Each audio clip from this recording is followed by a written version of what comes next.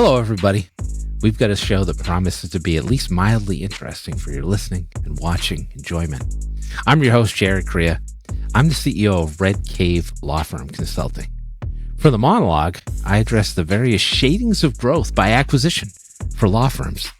In the interview, we're talking with Diana Scott, the founder of BlueCastle IT Solutions, about what it's like for law firms to utilize modern IT options in the age of AI. In the counter program, we're bringing back the Wheel of Justice for Diana. Now then, it's time to talk about the various meanings of growth by acquisition and how they affect your law firm's inevitable expansion. Law firms are service businesses, which means in most of them, attorneys are required to do the work. And that's leaving aside the question of AI for the time being, in part because most firms have not truly adopted artificial intelligence to replace lawyers yet. Some aren't even using it at all. What this all means is that if you want to grow a service business like a law firm, you need to hire someone who's not you because you can't quite clone yourself yet. The good news is that there are lots of ways to associate with other attorneys, some of which could be described as growth by acquisition. If you make traditional hires, salary and usually benefits paid in return for work performed, lots of times you're the one, as a business owner, providing the work to be done. So you're not really acquiring work in that sense, just the worker. However, when you bring on an attorney with a book of business, that's existing clients, not the potential for new leads, that your new lawyer can port over with them, you just grew your top line revenue by acquisition, the acquisition of a new employee in that attorney's active clients. That's a fundamentally different thing than hiring a lawyer without any client base, or even bringing on an up-counsel attorney who may be able to do work with you jointly, but won't be giving you these cases or those cases, which would then belong to your business. At best, those are shared claims. Now, there are other ways you can acquire clients from other lawyers rather than by yourself, some more and some less morbid. If you had served as a backup attorney to a lawyer who passed away or became too sick to work, guess what? You've just acquired that caseload. That's almost by definition a surprise as to when it happens. Not that it would or could, and that's more difficult to plan for. However, in other cases, a lawyer will want to exit a practice simply to escape the administrative burden of running one. Oftentimes, this is a solo lawyer or a managing attorney with a limited staff who is near the end of a career. In this case, assuming you can connect with that other lawyer and deduce his or her intentions, there's a practice and a caseload, potentially staff too, that you can acquire for no money, but rather just the taking on of that administrative management burden. If you're looking for extra cases equaling additional revenue, that's the best deal going because you don't have to pay for it. But the most common way to acquire a law practice, as well as a representation of the most lucrative revenue model, would be to buy the firm. After all, if those lawyers who are willing to just give away their firm thought they were valuable, they'd be trying to sell them to you. Even so, law firm purchases are still a pretty good deal since they can be acquired usually for 1x gross annual revenue. Oftentimes, that doesn't even require a lump sum purchase, but could be paid out of declining revenue percentages post-acquisition, which incentivizes a seller to stay on and convert and maintain clients. These law firm acquisitions also often include decades-long lists of client contact information, likely never leveraged, which represent an undervalued, massive opportunity in their own right. There's a lot to be said for this model of law firm growth by acquisition, but doing it once and successfully can be like a dopamine hit that you want to achieve again and again. Not just for the sake of it, though. Adding a new firm and its existing and potential revenue is similar to bringing on a new attorney with a book of business and a willingness to rainmake. It's a reliable profit center that you can use to expand your business. Growth in any service business requires forward movement toward revenue expansion. Acquiring other lawyers with books of business and or entire separate law firms are tremendous options for expediting the amplification of total firm revenue and ramping profitability. Speaking of ramping profitability, you too will profit from staying tuned as we bring in Diana Scott of BlueCastle IT Solutions. In the next segment, we're all in on law firm IT management, plus a sprinkling of AI.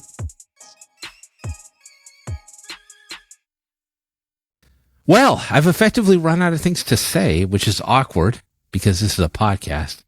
So I'm simply going to mimic the sound of a Fisher cat until I think of something more appropriate to do. No, the Fisher cat sounds horrifying. So I think we can just move on to our interview while I think of a less shrill animal to imitate. Our guest today, Diana Scott, the founder and CEO of BlueCastle IT Solutions. Welcome to the show. You're already laughing at my jokes. We're in a good spot.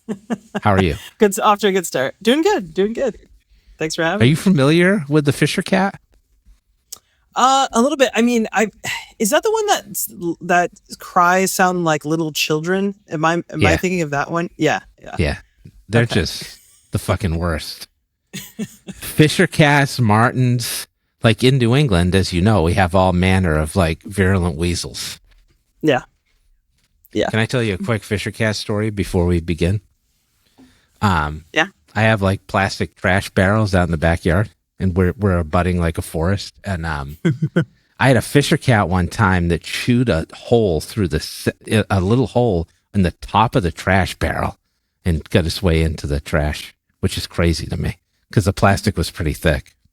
Fuckers. Wow. That's a lot. Yeah. I'm just used to bears tearing through everything. Seems more really? simple. In Connecticut? Oh yeah. Central Connecticut, really? Kind of where we're at. Yeah. I had a bear knock down fence. We have a fully fenced backyard, and we're talking like, that like plastic composite solid fence. Yeah. Mama bear, 3 cubs. Didn't want to walk around the fence, so just knocked 3 planks out, walked through our yard, got to the other side of the fence, knocked those 3 planks down, and just kept on our way.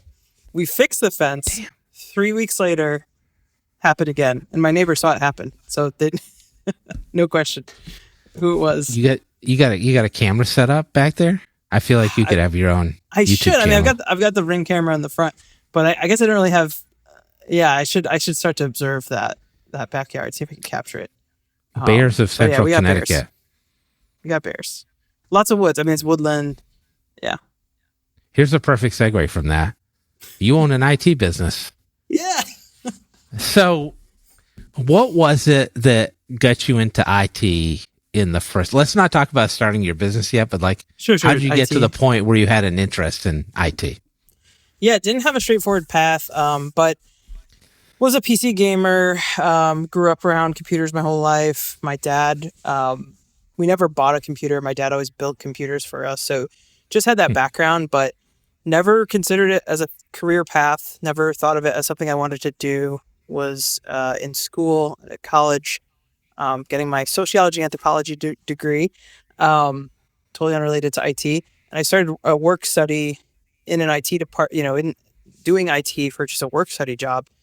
And I was kind of in one of those moments of like, wait a minute, you can get paid to do this? Like, I'm sitting at a computer right now and you're paying me for this? Even like I'd worked retail, customer service jobs. Ah, like, God. And you're on your feet all day, or you're dealing with it. Like, and I was like, wait a minute, this is a job? Like, because it doesn't even feel like a job, and I'm getting paid better than, other, like the kind of part-time jobs I had when I was younger. So, that kind of set me off on a path where I was like, and I had a bit of a skill set already. Cause again, that like building my own PCs, things like that, went out, got a certification, pivoted, decided to, not become an anthropologist, which was sort of a path that I was going down on and spending a lot of tuition money to go down on, and made the change. Yeah. I do enjoy a good anthropology topic though. What is the best PC game of all time? I think I've never played StarCraft, but if I would say like a general consensus, that seems to be one of those ones that like everyone claims is the best ever. But for me, ones I've played, RimWorld is pretty cool. Maybe even just going back to like Skyrim. I mean, Skyrim has just, You could literally have said anything because I've never played a PC game in my entire life. But for those who have, now you have some recommendations. So, bunch of lawyers' ears glazing over. As you may know, IT is usually the domain of burly white men. So how was it getting in? Was that an intimidating factor, or was it just like, I'm going to fucking break the mold here? I mean, honestly, I think the impact was more that it, like I said before, I never considered it as a career path. Even though I had this loved gaming PCs, like grew up around computers, always around it. It just wasn't like on the like the menu. That was probably more of the impact, was just getting in, was just there was no path to get in. Once I started and got into IT, a little intimidation. Like, it's more lonely. Like, I've been the only like woman in an IT department or at a IT managed service provider, or one of few. So that's... I'm not surprised. Oh no, very common still to this day. Really common. It's like the biggest sausage party in the world. Yeah, with all that comes with. Yeah. I'll tell you this, one thing that you will encounter if you're a woman in IT, or you're a woman considering going into IT, is that you will get shoved all the time into account manager, customer facing roles, whether you like it or not. Like, so if you go into it and you're like, I really love the engineering side, I really love the technical stuff, this is what I want to do. It's you and a group of, let's say 20 other dudes. And they're going to sit there and go, oh, Sarah, you're so good talking to the customer. You should talk with the customer. And women are just getting shoved into those roles. And so then, like, even ones that probably want to really dive deep into technical get pushed a little bit into the customer service account manager side. It's hard to kind of stay in technical roles, I think. I feel like a lot of people probably like will allow themselves to be pushed out as well. Not that that's fair, but it's good that you stuck around, and I'm glad you're encouraging other people to stick around and fight for their representation. That's great. Yeah. Okay, so but at some point you were like, fuck this, I'm doing my own thing. And that's rare as well. So okay, what made you make the call to be like, I got to do my own business, I can't work for people anymore? Yeah, it was a combination of like two main things. The first being, I own an IT managed service provider. I'd worked for another similar, same type of company, and had really risen in the ranks there, started doing operation level projects. So I'm doing stuff in the business side of that company, and seeing just kind of how the sausage gets made, seeing how it all works, and seeing a lot of problems. IT kind of not the best reputation for certain things, customer service aspects of things. People have a lot of like experiences, maybe not great ones. So kind of seeing how an IT company... Did you unplug it and plug it back in? Right? Yeah. Or I mean, just the rude, there's like an SNL sketch about a rude IT guy. It was like, that's how prominent it is that we know, like that character. But saw an IT company and saw it was not necessarily, I would say, an operationally mature IT company, but it was successful and running and working. And I sat there and I went, okay, seeing how this all played out, if I run like a not great IT company, like operationally immature, not handling customer service very well, this could still be a successful business venture, let alone if I run a good one. Like, let alone if I actually... You're like, I could suck and still be okay. Like, I could make a living. And I mean, honestly, it's funny to say it that way, but it's freeing. It's a little bit freeing to go there and be like, look, I could really mess up a lot and frequently, and I'll be about industry average. So, you know what? I think it's worth a shot. And then that was just happening at the same time. I was, it was entering my 30s. I was out in New York City, living in New Jersey, working in New York City. And I'm originally from Connecticut. So it was kind of that, like, am I going to go home? Am I going to make a move? And at the time I wasn't married, didn't have a house, didn't have all those things. It was kind of this moment of, if I'm going to do this, good time to do it. This is the time to do this and try to give this really like that full 100%, hit the ground running effort. And two things came together. One gave me the audacity to think I could succeed in it. And then the other was just the circumstantial, moment of like, well, if I'm going to try something and fail, maybe now is the try to time, because I can still pivot. I'm still young enough, and there's still enough stuff going on I can pivot. And here we are. How important do you think it was to work for another company that did the same thing first? I mean, I think in a lot of ways, huge advantage for me, for sure. I mean, just this perspective on the industry, learning from what I saw others do right, learning also from what I think I saw was maybe not done as well or incorrectly. No judgment, just, we're all figuring it out. We're all trying to make the business work. It's also a really tough industry. It's a tough sell to have to take on the responsibility of managing your customers, like every potential IT need. It's a really broad scope. Yeah. And so seeing it actually in action, I know IT owners, I know IT business owners, they maybe work in like an IT department for a huge company, or like I was the IT administrator at such and such university. And then they go out and they start an IT managed service provider, and coming from one single IT department, maybe huge in scale, but going from that to, you got, 50, 100, hundreds of customers, different environments, different needs, different wants. I've seen some people that are like, I'm great at IT, let me start an IT company, and it's humbling. It can be really humbling. Yeah, it's similar to like running a law firm. You got to be able to practice law and also run a business. Yes. All right, let me ask you this. I talked to a lot of lawyers who lament the demise of the hourly IT person, because they're like, I just need somebody to help me out for maybe like an hour a month for like $75, which that's total horseshit. That's not how this works. But talk to me about MSP, what that model is, because that's a trend in the industry. Like anybody who's worth their salt as an IT service firm is doing that. So just give me the rundown on how that works. Yeah, I mean, we're just in a different era than 10, 15, 20 years ago, when IT problems were really hardware. My hard drive died, the computer's crashing. There's these like physical, very limited in scope issues happening. And then it's like, pay the guy to come, fix the computer. We call them break fix guys. So you wait till it breaks and you call someone to fix it. It's very like, my toilet broke, so I'll call the plumber to fix it. It's Here's really Eddie. He's got mustard all over his shirt, and he's coming in to work on the server. Yeah. Yeah. It's not a like really that closed anymore. loop, right? Yeah. It's not like that anymore, because we have way more conversations about security. We have more ongoing, like, preventative maintenance, cybersecurity aspect of it. And then even just look at the hardware part. It used to be you had a computer. Now you have a smartphone, you have laptops, you have all of your staff and employee managing these things. You have remote and hybrid workers. So even just the simple, like, I have a hardware problem with a device is more complicated than it was 15, 20 years ago, when your employees had one desktop PC that's there at your office. It's just a different world, I mean, on that front.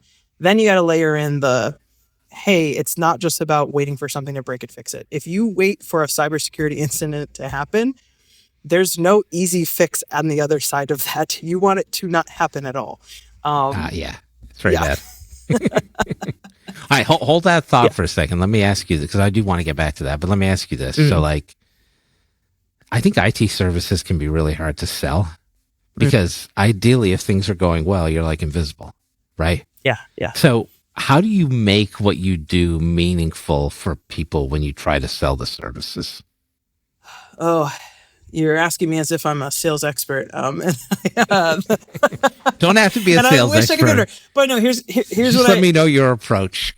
No. Here's my thoughts on this. It's a hard sell because it's not even a financial conversation. And I use this analogy. I think it's a really good one. Well, you tell me. If I were to go to approach somebody, let's say someone's leasing an office, and I say, look, you can go and move your office down the street and you'll save 10% on your rent. You're going to get laughed at. I'm not moving 10%. 20% off what you're paying for. You just got to move down the street. That's not worth it. 50%. Your rent will be 50% off what you are currently paying for. You just have to pack everything up and move down the street. I still don't even think the majority of business owners would take that deal. They're like, I'm just not moving. So it's not a money conversation. It's you have to go in and sit there and say, hey, I noticed your roof is leaking. I noticed that the doors on your property are completely unlocked. Doesn't seem like your landlord is spending a lot of time. Those security cameras aren't even plugged in. Did you know that?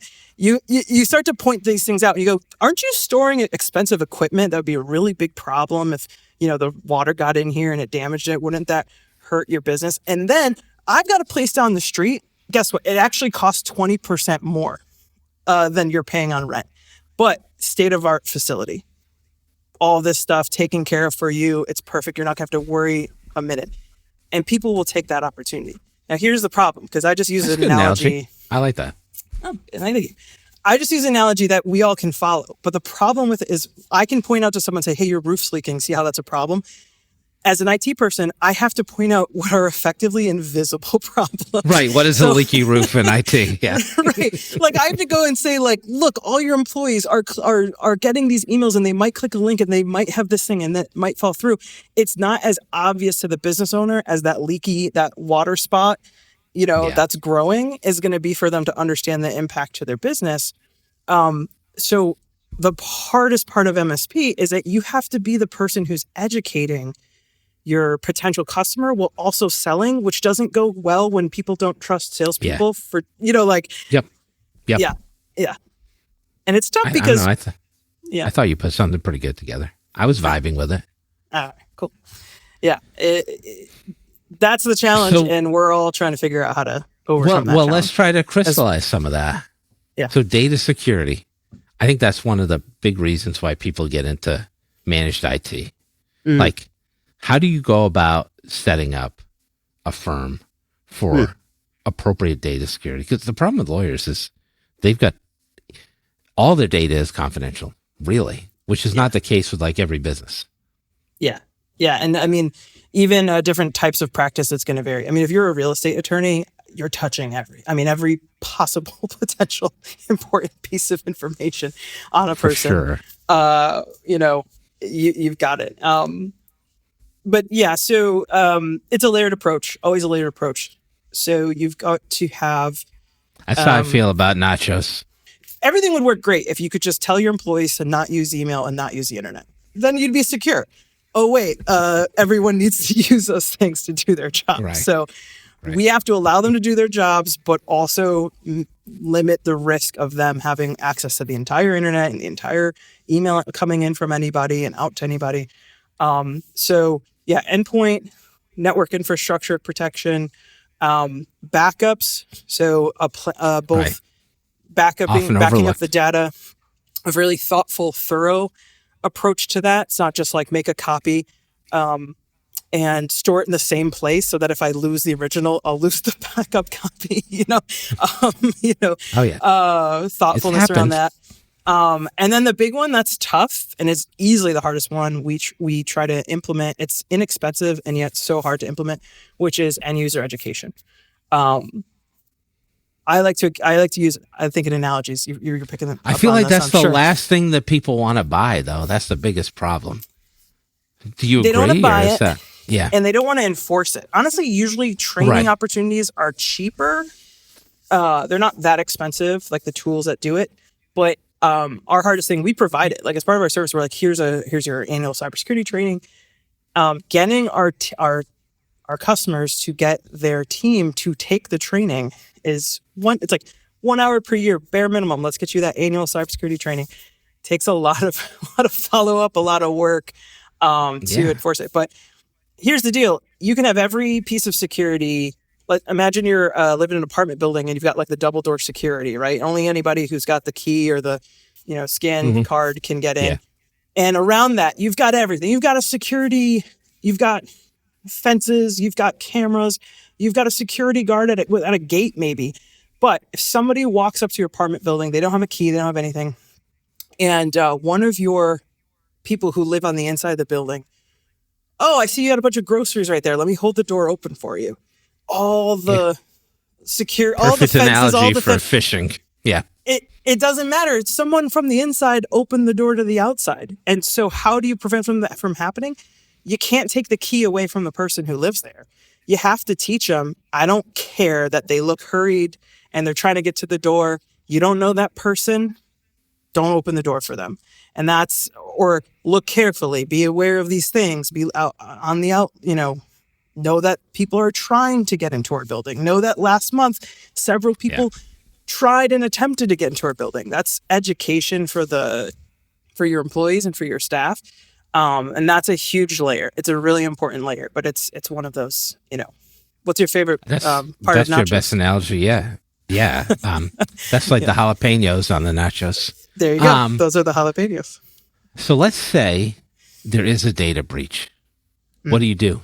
Plane to Ecuador? Okay. So I'm usually not surprised. Like when I hear in the news, somebody got hacked, something happened to somebody, that's not surprising to me because those layers of risk at the end of the day, it's an evolving thing. People get through. What I am surprised at and disappointed at is when people are like, and then we had to pay the ransom for the ransomware, or then we lost the data and it's gone. Because that to me becomes, what was your backup situation? Right. Maybe the event happens and it's a lot harder to prevent the event happening. I mean, there's the easy stuff, but sometimes stuff happens. But when it happened, why did you lose everything? Wasn't there a backup? Wasn't there a plan around that recovery? So for most of our customers, if there was to be, a ransomware or cybersecurity attack, data breach, there should not be a loss of data if the people who know what they're doing have set up that sort of backup.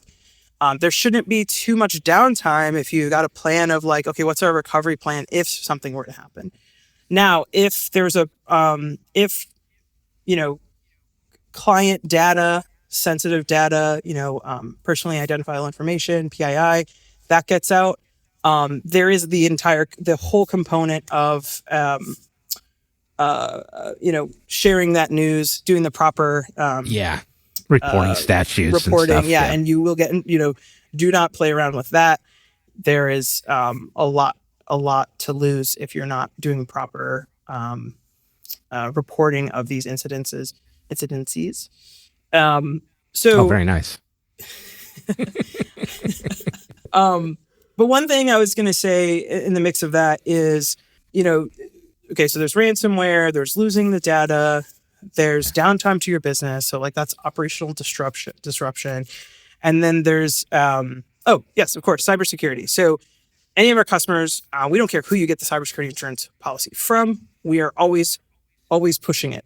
We're pushing it on our customers. We're like, you need this. You just need this. Because we're doing everything. Really, truly, our customers are getting everything we can to secure their environment. And still, we know there's no 100% guarantee.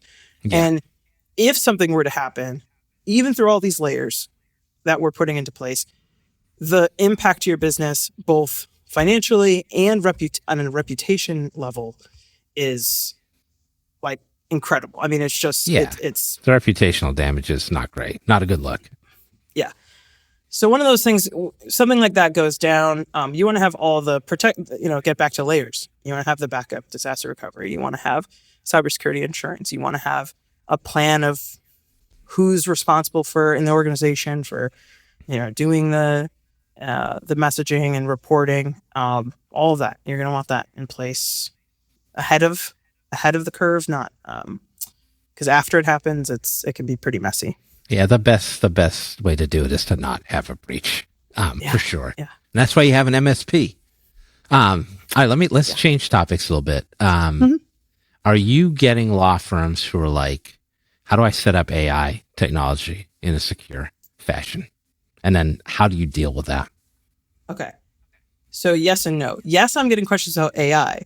No one's asking about the security part. Everybody's like, just fucking do it. Yeah, I wish. Like the first part, you started that question, and I was like, and then you're like, and what about how to keep it secure? And I'm like, I've never been asked that question. we just bought Claude and gave it access to all our shit. Is that cool? So yeah. So you're coming in at that point, or people going rogue on you? We're actually really trying to be proactive. Okay. I mean, we're this month announcing to our existing customers some what we're calling managed AI services, which a lot of MSPs are getting involved with. Cool. Yeah. But one of I can't speak to how the other IT companies are handling it, and it's all very new, but what we're really approaching it is, let's be thoughtful with the security side of things when it comes to AI. in particular, what was really a moment for us was when customers started putting, I'm gonna get Claude Desktop on the computer. I'm like, okay, you want to put this AI agent on your computer where you have everything that you could possibly be important I do. to you, and I'm gonna put it right here because I like once a month want it to like take a spreadsheet and combine it with this and make a table for me. You want to give it 100% access to everything to do something that it really only needs access to, like these 3 components right here. Let's be thoughtful before take all my shit, Claude. Yeah. I saw an example of someone on social media just posted something like, when we first discovered radiation, we thought it was great and tried to put it in everything. We were like, let's put radium in our food. Let's put radium in the walls. And it was like, oh, wait. Yeah, this is toxic and terrible. And that's a little, I would say AI is a little bit right now. Let's put it everywhere without thinking. Let's put it in the let's put it in the toaster.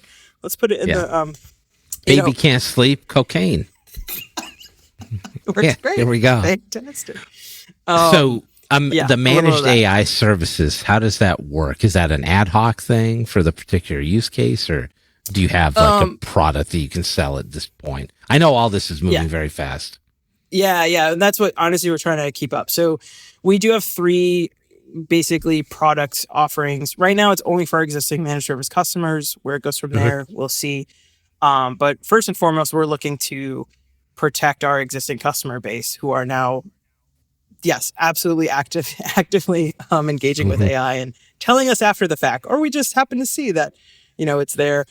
Some customers do proactively bring it up. But so the first one would be, we do have we're calling our managed AI studio. And this is kind of a central place where you can have access through the API connections with Claude, ChatGPT, multiple LLMs. But it has organization oversight. So meaning you can set up users. It's invite only for your staff. They go to a central studio location, studio.yourdomainname.com. And then they log in and interact with the LLMs. And then you as the owner can see their activity and history and essentially manage. There's actually kind of a next tier up where we can start to lock stuff down. So then, because we're their IT provider, we can start to say, look, you can't go to chatgpt.com anymore. You go to the studio for your company and you interact with ChatGPT, but we'll block your access to the ChatGPT website directly. So it's kind of the next level up of governance. And here's the secret. It's going to cost less. You're going to have access to different LLMs and you're going to be paying per usage on their API, which is cheaper than your Claude for Teams, $25 a user. You'll actually in this model, you actually save money. So we're rolling that out. We're kind of in a beta right now with some customers, and we're looking to be have this ready to go for all our customers midstream. The two other products we've got are very similar, so I could kind of sum them up with both. But let's not put Claude Desktop on your computer, business owner, law firm, managing partner who has both personal and private professional data all over your desktop. Let's not put Claude late Desktop for there. some of y'all out there. Let's not give it access it doesn't need to. So it might be too late. There's a lot of people listening right now, shit. Let's do a hosted Cloud Desktop. Let's put Claude Desktop in the cloud. Yeah. And then let's feed it access or data that it needs to do what you want it to do. So let's only give it access to that SharePoint folder, that Google Drive folder, that Dropbox folder that you want it to have access to. Let's not put it on your desktop PC where you have every single SharePoint folder for the entire organization sitting there and it potentially able to access it. Which is similar to how you manage security with people. So they don't need access to more than they need to do their job. Yeah. Least access, if you hire an admin assistant and you're like, here's all of our files for our entire firm, that would be a problem, right? All our financial files. Nobody would do that. Yeah. Yeah. No one would do it. Oh, that HR folder? Yeah, here you go. What's your role? What are you doing? And so, if you need access to it, of course, if your role doesn't require access to it by default, you don't have access to it. So setting up this kind of managed, let's put Claude in this place, and then let's thoughtfully plan out, oh, well, I want Claw to interface with these files. I want them to take, a customer fills out a form, and then I want to take that data from the form and I want it to do this. Okay, let's give Claw just access to that funnel from that form. So there's kind of a base level, simple version, and then we can get complicated and we can get more custom from there. And the other thing that's very much like it is managed OpenClaw. So OpenClaw is sort of like an AI assistant agent. OpenClaw, extremely powerful. Also OpenClaw, so good, really, really, and has caused major issues and headaches for people because it's not an agent that waits for you to tell it what to do. Yeah. You give it access and it starts to proactively do things on your behalf. Now that can be extremely helpful, of course, right?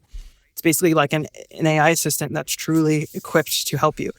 Let's not make it wide open. So let's do a managed instance of OpenClaw, and our base thing for that is, for now, Microsoft 365 customers. I'll give an example. I want OpenClaw to just start proactively helping me with my inbox, my Outlook, everything involved with that. Let's give it read-only permissions right now. Let's give it so OpenClaw has OpenClaw itself wide open. Your IT company, we're going to go into Microsoft 365 and adjust permissions around read-only access to the mailbox. Also, we have to isolate it because OpenClaw has leakages. I'm almost done with the crazy technical speak, I promise. But OpenClaw, here's what you don't want to have. Let me give OpenClaw access to my mailbox, and then let me give OpenClaw access to my employee's mailbox. Oops, OpenClaw has access to both. Oops, it starts talking about data that really should only be in one person's mailbox and not my employee's mailbox. My employees shouldn't be able to interact with AI and start talking about emails I'm receiving.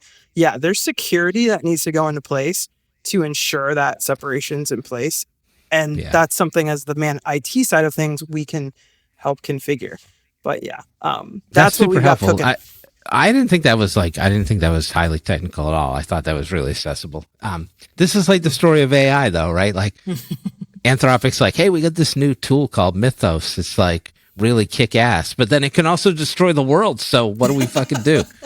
All right. Last question for you. Let's wind it back a little bit before we move to our next segment. I get questions like this from attorneys all the time.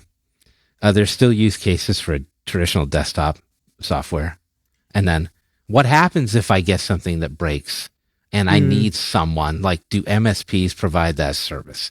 So for my old school law firms out there, go ahead. Okay, so the first question was like, do I still need that desktop software? Are we talking like firms that have their case management still like on the server, not in the cloud? Yeah, is that kind of what we're talking about? Should I be using like fucking Needle's case management software on my desktop? Or I use Outlook, but I only use Outlook and it's on my computer, not in the cloud, like that kind of thing. I literally have people asking me about that today. I think that unfortunately we don't have as much control on this because every company and their mother is moving us to that cloud SaaS, software as a service model. Even QuickBooks, right? Stalwart, everyone on QuickBooks, and they're like, you can't just buy our QuickBooks anymore and own it for life. You have to do a recurring, monthly or annual subscription model. So everything is just pushing you that way, whether it's the best thing or not, or the advantages, almost kind of moot point because it's not even an option on the table anymore. You are just getting pushed towards the cloud hosted. Yeah. And it's more about how do we navigate the space now that we're here because, I don't know. I don't foresee or predict a major shift in the opposite direction. Unless some company could really benefit from being the company that sells that, model because they stand out from the rest of the world until that happens or something like that. I just don't see us. Yeah. Anything it's more of a cultural shift. I think that's right. Yeah.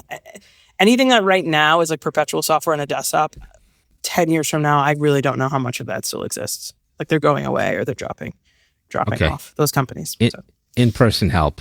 What if you're working with somebody and they're in Arizona and they need somebody to come and fix their stuff? What happens? You mean how my company handles it or just like generally that concept? Either. Okay. Dealer's choice. The thing about today, most IT type work, I've got customers on the street. Let me put it this way. We're in a post-COVID era too. So everyone's cool, Zoom remote. We're very much used to it. I have customers down the street that like it's still faster for my team to just remote in right here and Yeah. and fix it. Like even just the 10-minute drive down the street is like wasted time for you and me, you know? Yeah, So fair point. yeah. So most situations we have like the remote setup. The truth is that physically speaking, what's limited now to physical support, no one's coming to your office to change out a hard drive anymore. Most of the devices you buy, you can't even change the hard drive. You can't change the RAM. It's locked in. Apple products, forget it. There's no hardware to be dealt with. So now it's like, I need someone who can use their finger to push the power button on and off. And I need someone who can really like plug in an Ethernet cable on occasion. Not even that common is common anymore because of Wi-Fi. So Right. Unless we're talking about servers hosted locally, like still an environment where you have your servers on premises. If we're just talking about workstations, printers, yeah, I mean, that's generally worked out and worked with staff that are there who can power stuff on, plug stuff into power or not. And worst case scenario, like in our situation, BlueCastle IT, we have law firms throughout this country. Generally speaking, if they actually have an office, they're not fully remote themselves, or they're hybrid or something like that. Right. Worst case scenario, we have a network of sort of hands on deck that we can send out in those cases. 8 years of owning my own IT company. Before that, 5-6 years at a MSP. That's not counting help desk time before that. Actually, I don't know if we've had to dispatch anybody on site physically outside of our on site range. I'm racking my brain. I can't think of it. Excellent stuff here, really. Now we're gonna unplug and plug back in with our next segment. Will you join us back here in a moment? Yeah, let's do it. All right, we'll be right back, everybody. Welcome back, everybody. That's right. It's the Counter Program. It's a podcast within a podcast. This is a conversational space where we can address usually unrelated topics that I want to explore at a greater depth with my guests. Expect no rhyme and very little reason. Diana, welcome back. How are you? Doing very good. Well, as you can see, we brought back the Wheel of Justice for you. This is based on the Wheel of Drinks at Bukowski Tavern in Boston, where you spin the wheel and you got to buy whatever drink the wheel dictates because the wheel is wise and the wheel is just. So we'll spin the wheel and whatever category comes up, I'll ask you the question associated with it. We'll do 6 of these. We'll spin the wheel and we'll see what comes up first. So Evan, please spin the wheel. Let's see what we come up with. Monkeying around. Okay. Half of these topics are legal specific, business specific topics. Half of these are totally generic, like wild stuff. Okay. So monkeying around. What is your favorite prehistoric animal and why? I've done a lot of thinking on this subject. No, just kidding. I don't know, probably the pterodactyl. Probably the pterodactyl, maybe. Like I think it's really that cool. Counts? I don't know. I don't know. I think it's really cool that like today's birds are like dinosaurs that have just sort of like. Oh, you've seen there's Jurassic like Park.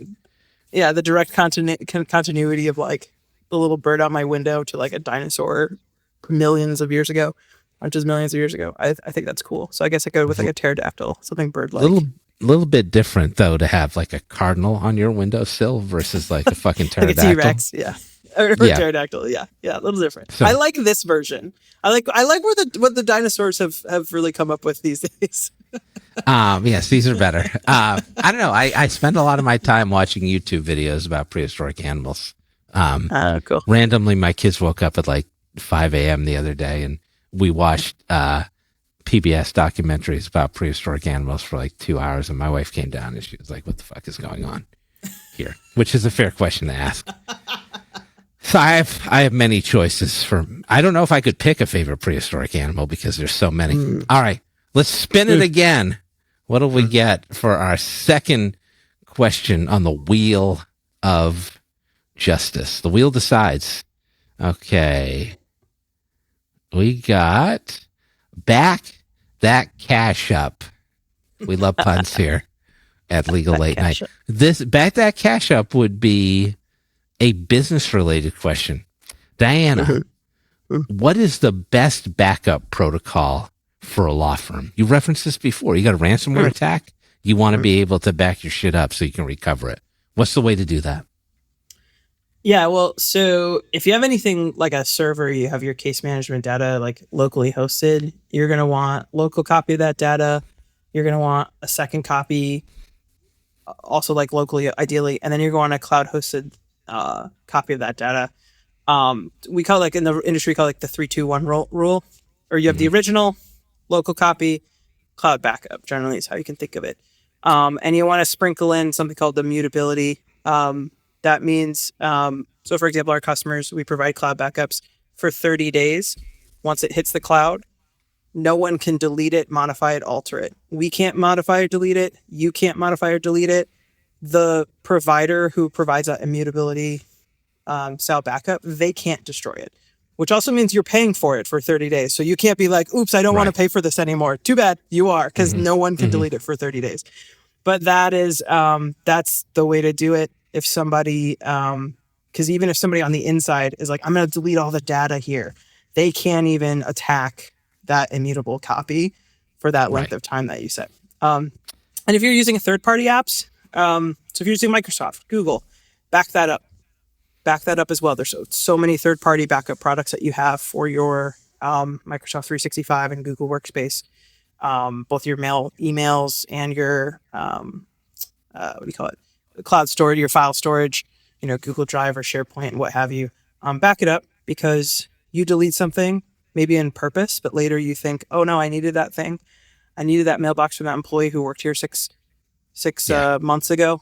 After you delete it and after that grace period with Microsoft or Google, it's gone. They're like, that's not our problem. So having your own third-party backup of that data is the other huge thing you're going to want to have. Excellent. Let's spin the wheel again and see if we can do something more fucked up.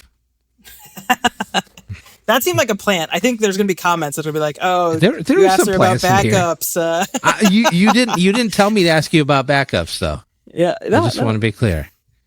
Okay, our next topic: vehicular nomenclature. What was your favorite car that you've ever owned? Oh, I mean, I'm lame with cars. I'm not going to lie. So you don't I have love a my favorite? little Civic. I love my little Civic hatchback, 2018 Civic hatchback. I love that thing. 2018 Civic. What color? I still have it. I still have it. It's not my main car anymore, but it's now. But it's when I got that, there's that whole kind of Honda Civic loving like subculture. There is. I used to have a Civic myself back in the day. Yeah.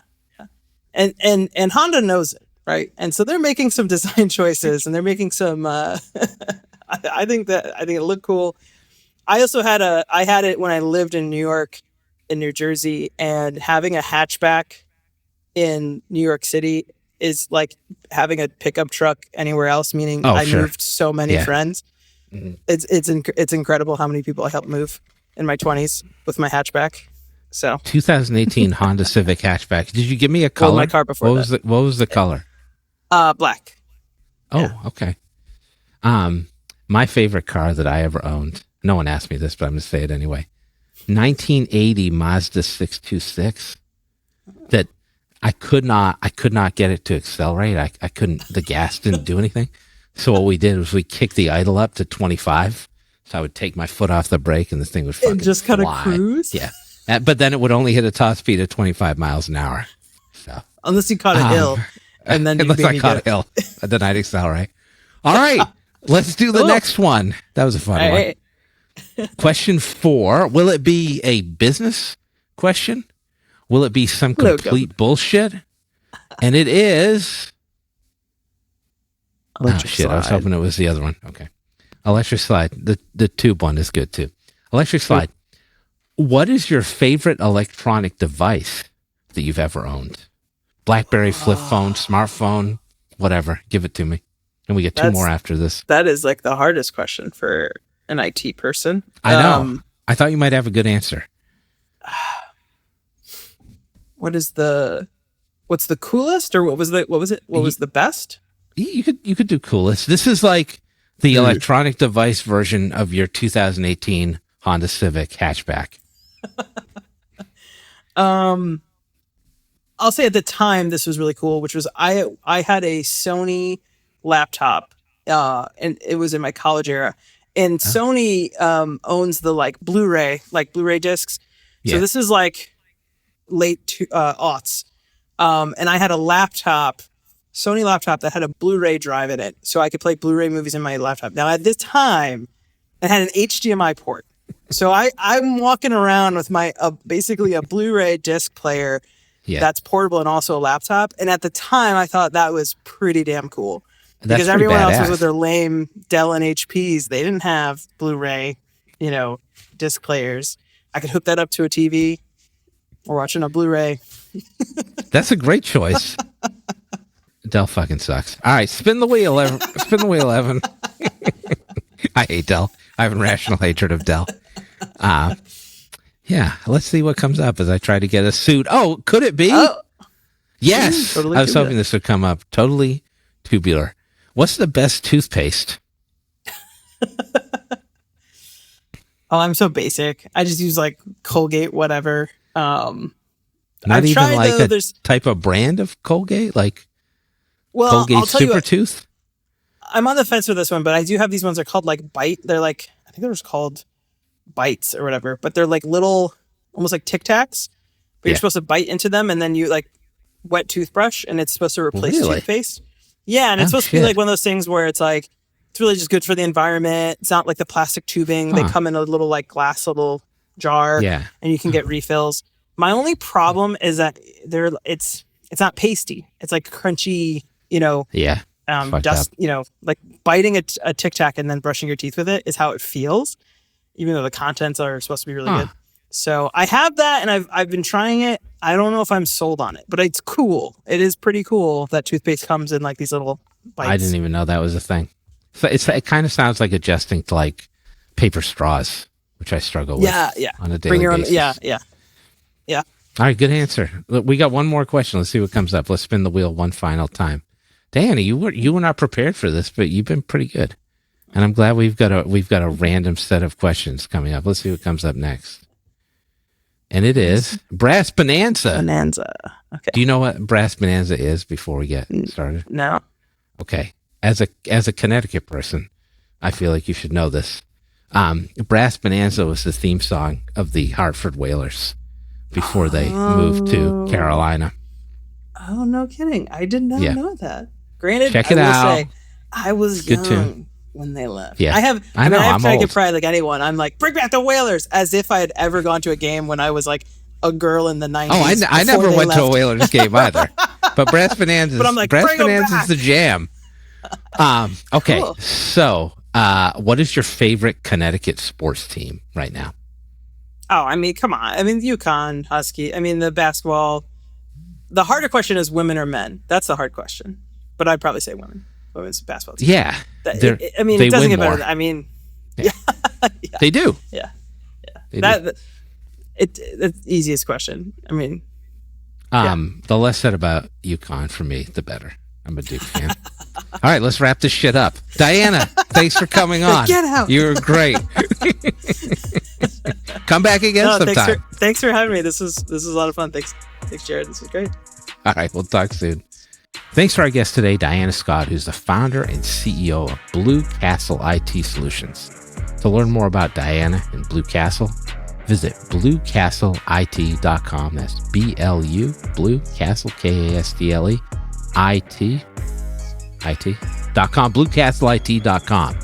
Now, because I'll always be a 90s kid who enjoyed a 3D Dorito from time to time, but whose true passion is burning CDs for anyone who would listen, I'm now just doing the modern version of that, which is creating Spotify playlists for every podcast episode that I record, where the songs are tangentially related to an episode topic. For this week's playlist, and in honor of Diana's appearance today, I put together a list of songs about castles. And it's all brought to you by White Castle, those delicious sliders. Though I won't limit my playlist to just blue or white castles. I've not actually secured a sponsorship from White Castle, sadly. But if those delicious bastards would like to come my way, they know where to find me. Join us next time when I buy new pajama pants while recording the show.